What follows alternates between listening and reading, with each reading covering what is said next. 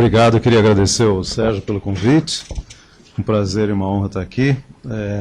Sobretudo comentando um paper do Maurício e aqui com o Pedro. Bom, o trabalho eu também acho que é extremamente oportuno, porque, de fato, a nossa agenda de negociações, querendo ou não querendo, seja útil ou não sendo, eu acho que a gente precisa focar outras coisas. Eu acho que, de uma certa forma, inclusive, há uma janela de oportunidade se o Brasil tem receio de negociar umas alcas da vida, ou seja lá o que for. É uma boa hora agora para você focar a lição de casa absolutamente necessária, né? Começando pelas grandes reformas, que a gente tem dificuldade de ver que vão acontecer. Isso é um grande problema. Quando que a gente vai ter um governo forte que consiga fazer as reformas necessárias? Isso é uma questão bastante séria. Mas também essa agenda que não deixa de ser uma espécie de microagenda, né?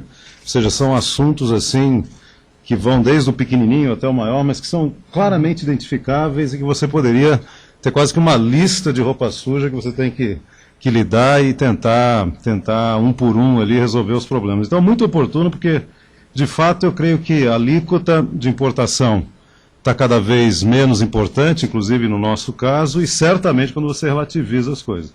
Eu gosto sempre de relativizar com o câmbio, né? Eu lembro agora lá em Genebra com a questão de Doha, o pessoal industrial sempre muito preocupado lá com uma queda de alíquota, da alíquota aplicável de 1,5% em 10 anos. E aí você olha o que aconteceu com o câmbio, né? Desde julho de 2004, quando você teve lá um dos papers da OMC, até o dia da negociação lá de Genebra, seria equivalente você rebaixar a alíquota de importação em 90%. Se você for comparar mais ou menos o que era o custo de um produto em 2004 e o que era o custo de um produto em 2008. Então, entre transporte e câmbio, na verdade, eu até me surpreendo que as pessoas se interessem por negociações comerciais, porque essas questões são muito menos importantes. E é surpreendente que seja esse foco sempre em tarifa, né? Aí que eu acho que é interessante também. Obviamente, o nosso foco tem que ser mais do que tarifa, seja na lição de casa, mas seja também até nos acordos. Se for para negociar acordo, o Brasil tem que ter coragem de negociar os outros assuntos. Porque, inclusive, eles acabam passando por transportes, acabam passando por serviços, acabam passando por compras governamentais, concessões, uma série de coisas que tem a ver, de fato, com o sistema regulatório por trás desses assuntos, né? Então, o câmbio, eu acho que foi interessante você comentar que, apesar disso, a tarifa é um assunto que também tem um impacto em frete, né? Porque, como você falou, quando ela é muito alta, os grandes oligopólios aí de transportadores internacionais têm a tendência, sobretudo em alguns mercados aqui no Brasil, de jogar a alíquota lá para cima, jogar seus preços lá para cima. Os dados interessantes, vários dados interessantes, essa questão de que 2 vezes mais do que os Estados Unidos gastam para importar, o fato que o frete aéreo, a gente está acima do que foi o custo em 95, a China abaixo. É sempre assim, a gente está sempre cheio de exemplos de como a nossa situação, quando a gente compara sobretudo com alguns dos BRICS, sobretudo um deles, né? A coisa é meio catastrófica. Interessante como a gente olhando a América Latina, até que a fotografia não é tão ruim assim, a do Brasil. O Brasil, contrariamente a outros países, ele tem um setor industrial, se você comparar com a questão Estados Unidos, sobretudo, você tem lá uns 90% do que você exporta, são manufaturados e semi-manufaturados, então é um pouquinho diferente do que o que você chamou lá ou seja, a questão de commodities, agrícolas e tal, né? Então, um pouco diferente, mas ainda assim é uma coisa importantíssima no caso europeu. Também o dado de que 40%, ou seja, o retorno que você teria, 40% da diferença de custos é explicado pela melhor infraestrutura em portos e aeroportos. É uma coisa interessante. E a questão dos múltiplos também, ou seja, quantas vezes mais você ganharia se diminui em 10% a tarifa ou diminui em 10% o custo de transportes, quanto que você ganha, que é múltiplos de vezes, né, o que você ganha com transportes comparado a tarifas.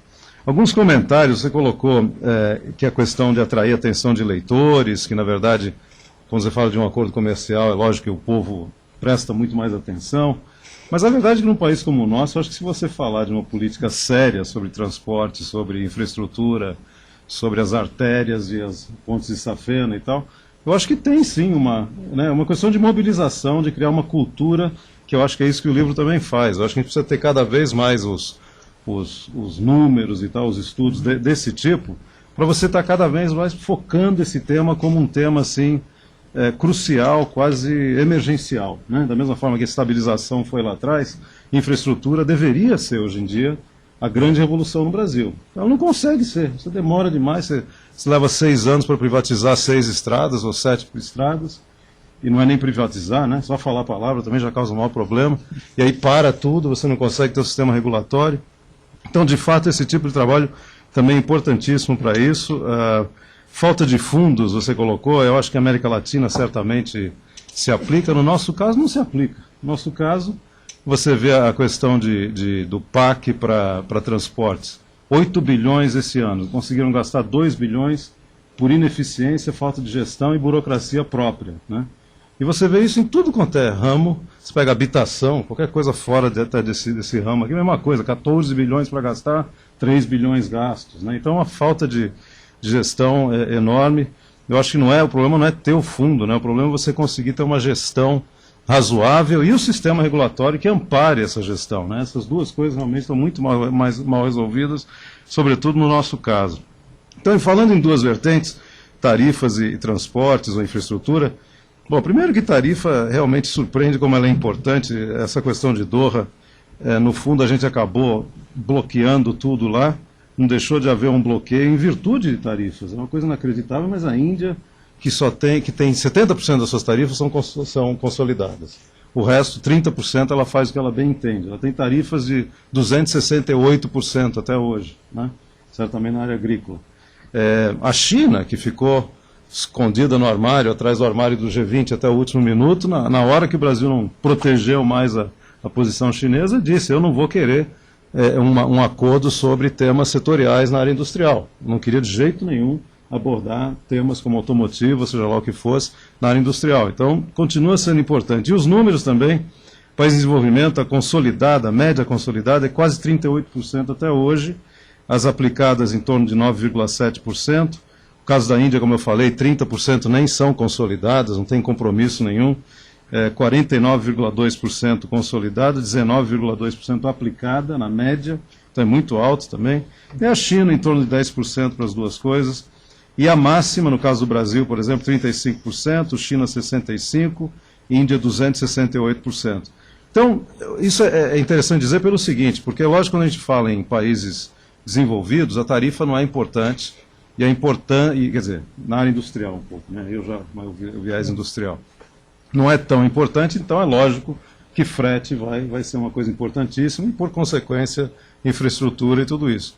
Agora, o comércio sul-sul, onde tem sim alguma coisa a crescer, que é um negócio, não dá para dizer que é o grande, quando a gente fala, é o grande motor de tudo que está acontecendo, isso é porque a China se inclui no sul, né? Mas não é exatamente também, o negócio não é tão dinâmico assim, mas a realidade é que a gente vê muito na área industrial, é que tem sim um interesse cada vez maior dos industriais de buscar esses novos mercados. Tem muito mercado lá fora para produtos industriais brasileiros. E aí você encontra, sim, uma barreira tarifária importante. E é lógico, no caso da Índia, por exemplo, com quem você jamais quereria ter um acordo de livre comércio, propriamente dito, seja lá o que o próprio governo Lula diz de vez em quando, né, sobre isso, mas a realidade é que você mal tem frete para lá, não tem navio que para na Índia. Então ele vai direto ali para o sudeste da Ásia. Então, quer dizer, o problema é mais sério até do que ver o custo, né? Você tem uma questão do regime até de transportes que está mal resolvido. Na América do Sul também a tarifa vai ser importante porque o Brasil fez aí uma série de acordos onde ele cedeu mais do que ele recebeu, né? Então isso tem também uma posição nossa, assim, brasileira, de querer avançar nesses acordos. Eles são para livre comércio, normalmente na América do Sul, mas de avançar isso, de fazer a coisa mais rápida, acabar com as preferências. O grande medo, é lógico, são as preferências que um Peru, uma Colômbia, por exemplo, quando fazem um acordo com os americanos, já estão dando zero para tudo ali muito mais rapidamente, então você tem que ter uma equalização desse tipo de coisa. Então ainda assim vai ser importante.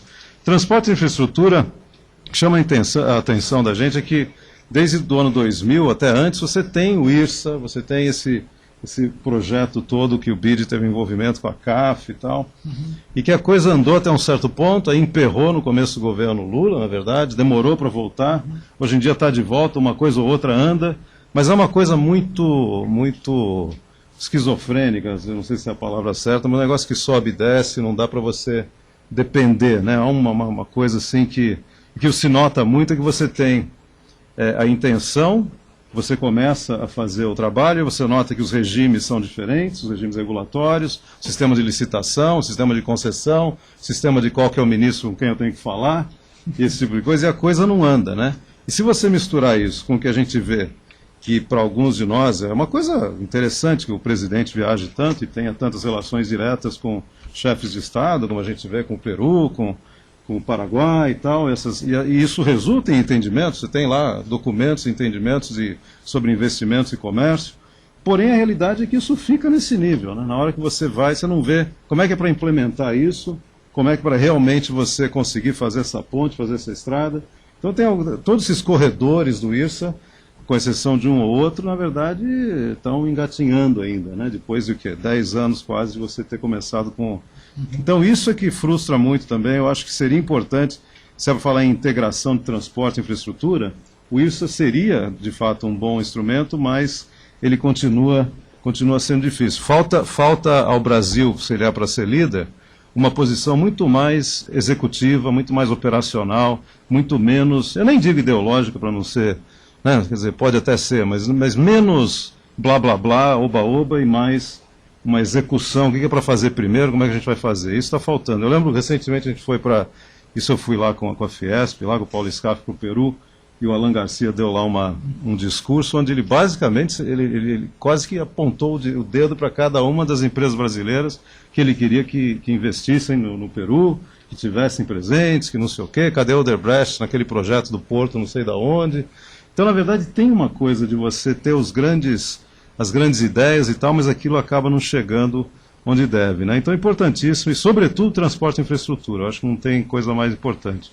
Sobre a agenda, então, de comércio, olhando para frente também, acho que aí é mais tentar complementar um pouco com base no que você disse, para a gente ter um debate também sobre o que é para fazer daqui para frente.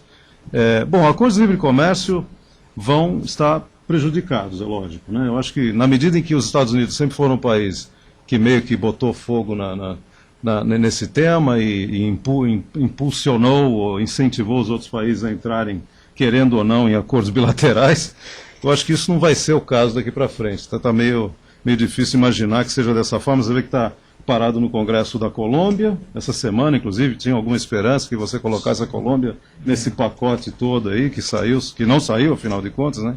Que não foi votado, que foi bloqueado.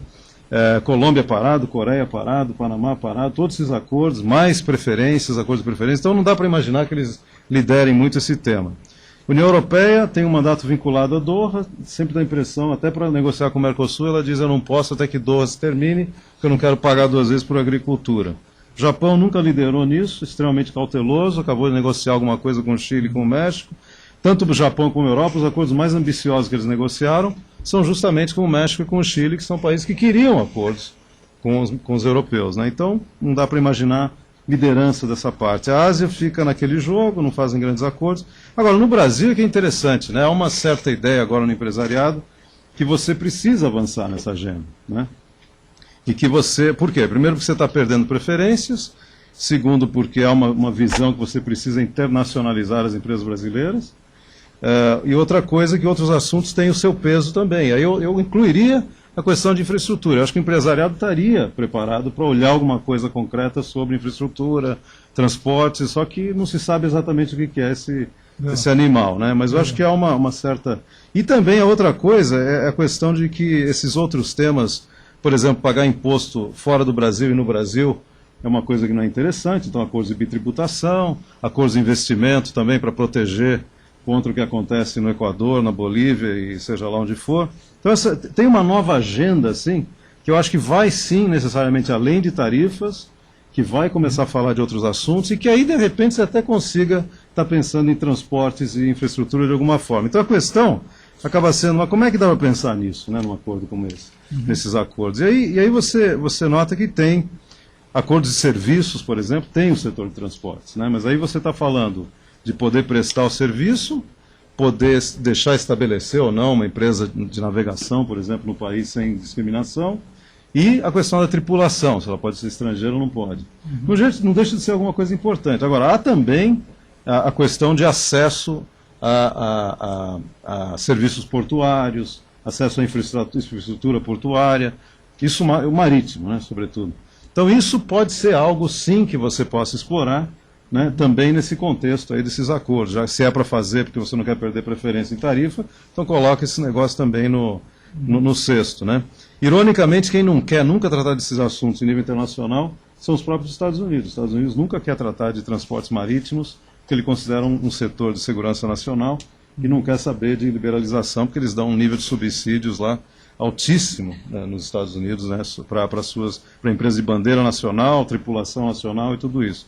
Então isso, e finalmente, aí então a questão seria também se a gente pode ou não, consegue ou não ter uma agenda unilateral, que é isso que eu acho que é uma coisa interessante. Porque o Brasil é um desses países que sempre sabe qual que é a agenda, sempre conhece o que precisa ser feito, né? A gente meio que tem uma ideia e tal, inclusive porque os absurdos são tão grandes, né? Como a questão tributária, trabalhista, infraestrutura, tudo isso.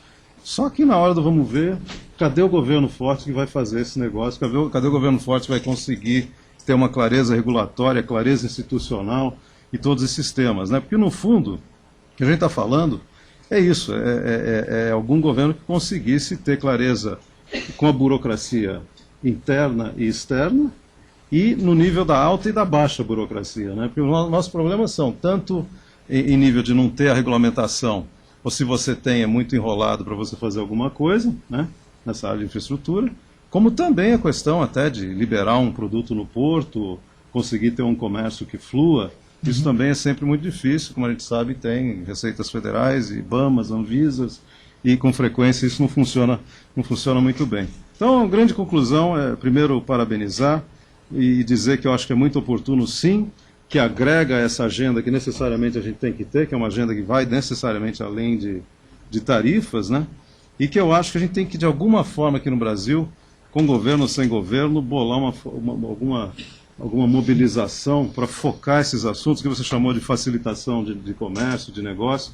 É um tema de fato importante e também nem precisa de negociações, né? E pode ser útil, mas é uma coisa que ainda assim algumas pessoas já tentaram mobilizar, tal, isso também não é tão fácil, mas eu acho que é por aí. Então, muito obrigado pelo estudo e... É só isso.